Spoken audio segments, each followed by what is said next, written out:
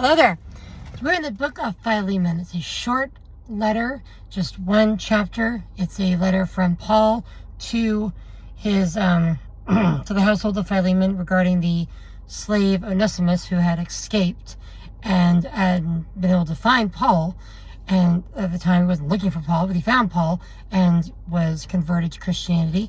And Paul basically sent Onesimus back to Philemon with this letter to basically instruct Philemon that he owes him his very life, to receive Onesimus back as a brother, not as a servant, not as a slave, but as a brother in that sense. So it's an interesting letter.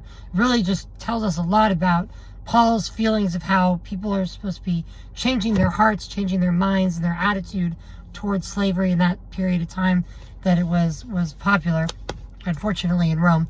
There were more Roman slaves than there was anything else.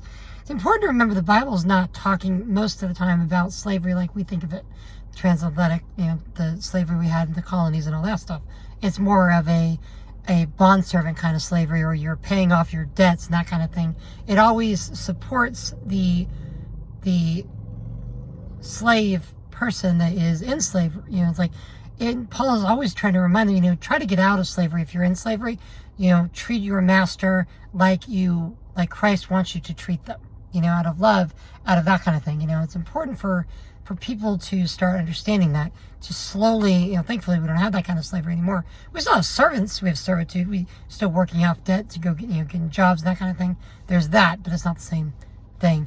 Think of it more like the goal here, and I love Philemon for a lot of reasons. There's that, just his prayer for his words for Philemon to take Onesimus as a brother now. He's going to be more beneficial to you now. He's not going to be useless to you anymore. He's not going to be just a slave. Now he's going to be a brother, a faithful brother to you. So there's a lot you can study in the whole life of in the whole letter of Philemon. It's interesting. We'll get into the next book, which is Hebrews, which many people do not believe was written by Paul. I do believe it was written by Paul, but we'll talk about why when we get into it. God bless. Keep reading. Thank you for listening.